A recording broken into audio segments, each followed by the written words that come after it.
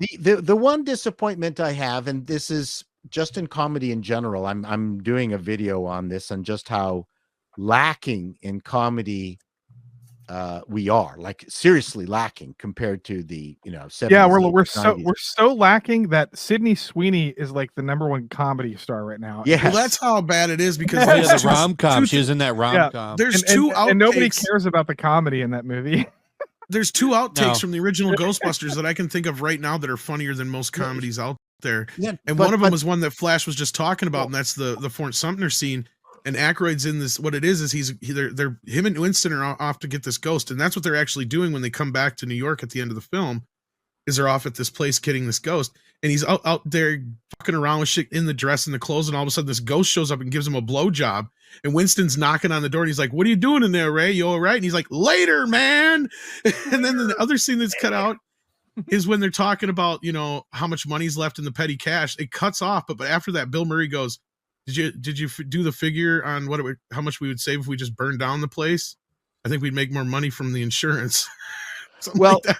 Like there's a whole joke on that too. Yeah. The point I wanted to make is that the Ghostbusters was a full-on comedy, 100% comedy. Yes. Whereas now they're making what I call half comedies. Yeah, they got serious. They've made it too serious. You can't do comedy anymore. It's not full out like they're doing the Marvel thing. They're doing the Bill and Ted, like the first Bill and Ted. That's a full out comedy. Well, Marvel perfected the half comedy, half serious. All the comedy movies. Lately, I agree. Yeah, Marvel is the modern comedy movie. Yeah, that's why comedies are dead, because they're all Marvel movies. It's like, I'm sick of that goofy comedy shit and the Marvel stuff too. There was a uniqueness though about Ghostbusters, Paul, that was different about other comedies. Is Ghostbusters was the first film anyway, and Afterlife were shot like horror films, right? So that's a big difference. Sure. That's one of my favorite scenes. One of my favorite scenes from the original is in the elevator when they're first turning on the proton. Yeah, well, that's where the humor comes out of, right? Yeah, exactly. Yeah. Well, so good. It's serious, but it's funny as shit. Horror comedies, that's a sophisticated genre. It's hard to do right. Sam Raimi does it really well. It's like, I don't know. The last time I think that's been done well is probably like Drag Me to Hell, maybe. I don't even know. Like what horror comedies. I like them, but there's not that many good ones. Well, Shaun of the Dead is great. But my point is we're not getting The Weekend at Bernie's. No. I love that movie. Caddyshack. No. Those movies are gone. They're gone. The closest we got was that J-Law one last year. Yeah, so Adam Sandler's now doing very serious movies, which he should. He's a good actor, but like he's good. Apparently, they're doing a Happy Gilmore 2. I was going to say apparently Happy Gilmore 2 and Little Nicky 2 are supposed to be on the. But I think Paul's talking about something.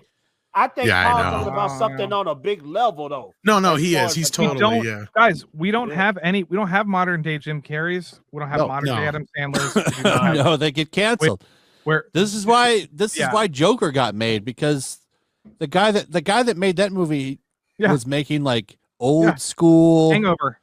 Hangover. It's great. Did he make there's that other nobody, one? Todd Phillips. I'm sorry, Todd Phillips made Step Brothers.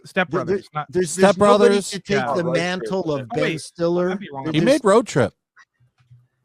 No, Ben Stiller's old now. Yeah, everyone's old. And let me tell you, Hannah Gadsby is not going to be the new comedy star.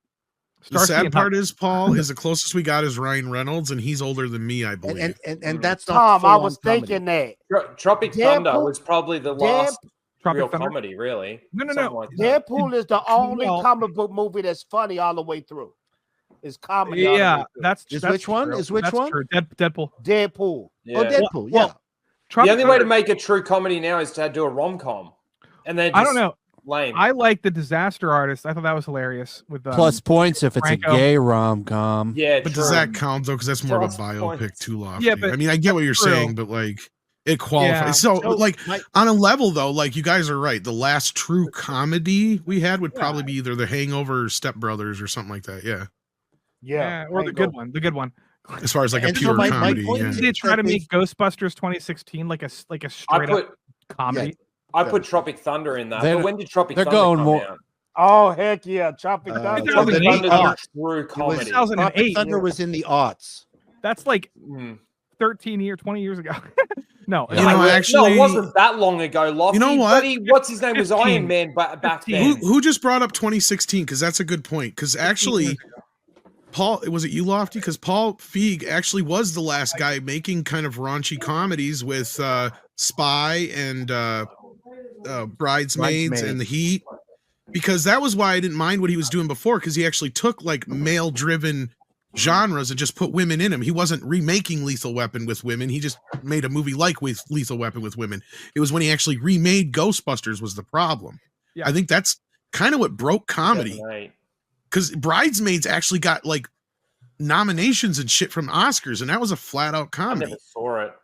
I mean, I remember watching it at the time, and I didn't hate it. I thought it was pretty good. I liked The Heat. I didn't care for Spy as much, but I think you liked that one quite a bit, right, Paul? The Spy. I loved Spies. My wife and I were just howling all the way through it. We thought and that again is where he took a 007, but he made it his own thing, right? Like it wasn't a remake. Right. I liked last year, 2 years ago, Nicolas Cage, and I know you guys don't like Pedro Pascal, but The Unbearable Weight of Massive Talent is very funny. I never saw that. Funny. That was really funny. That was good. Good comedy. I liked that movie. Yeah, that's like a good buddy comedy, you know. That's like the only one we got in the past. If you aren't a fan of Nicolas Cage, I don't know. I love him. And the movie are you a fan of Nicolas Cage though? I love him because there's a lot of inside jokes with him. Inside jokes, especially. Well, the one. If you weren't a fan of him, I don't know how you would enjoy that movie. I agree. Because you're not going to get any of the shit. Like when he sees the when he sees the Castor Troy statue in there, no one's going to know who the fuck no that one's is. going to know what's happening. But Bullet Train was pretty funny. I don't know. Bullet Train was my point was that the new Ghostbusters, and I think wisely, mixed the original Ghostbusters with what's that Netflix show? Stranger Things. And I thought that was actually a good decision.